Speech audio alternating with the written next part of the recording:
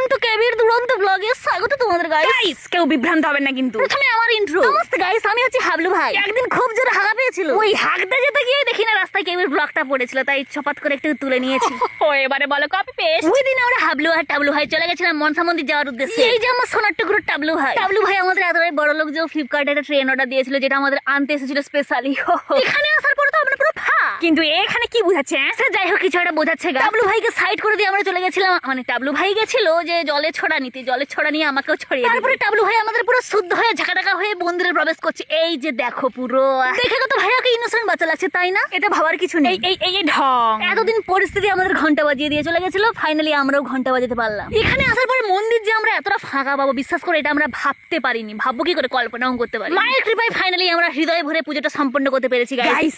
পুজোটা কিন্তু কমপ্লিট। এরপরে আমরা অ্যাঙ্গেল ওয়াইজ অ্যাঙ্গেল শর্ট নিচ্ছিলাম। শর্ট নিয়ে কমপ্লিট করে এখানে চলে এসেছিলাম আমরা। খা খা খা আমায় গিলে গিলে খা, আমায় চুষে চুষে খা খা না। ভাত খেতে গাইস। ইয়ে নিঘাত ভাতটাকে বিরিয়ানি ভেবে খাচ্ছিল, ওই জন্য এত ফিল নিয়ে নিয়ে খেতে পাচ্ছিল, মুখ দেখেই বুঝতে পারছো না। খাওয়া দাওয়া কমপ্লিট করার পরে যে আমরা স্টেশনে এসেছি, স্টেশনে এসে ভাই বৃষ্টি দেখলে মাথা খারাপ হয়ে যাবে। এত বৃষ্টি হ্যাঁ, এতটাই বৃষ্টি হচ্ছিল। প্লেন থেকে শটান করে নামার পরে আমরা ফান্ডে চলে এসেছিলাম মোমো গেরার জন্য গাইস। আমাদের এই পুরনো ভ্লগ এখানেই কিন্তু সমাপ্ত হতে চলেছে গাইস। ভিডিওটা কেমন লাগলো তোমরা অবশ্যই জানিও।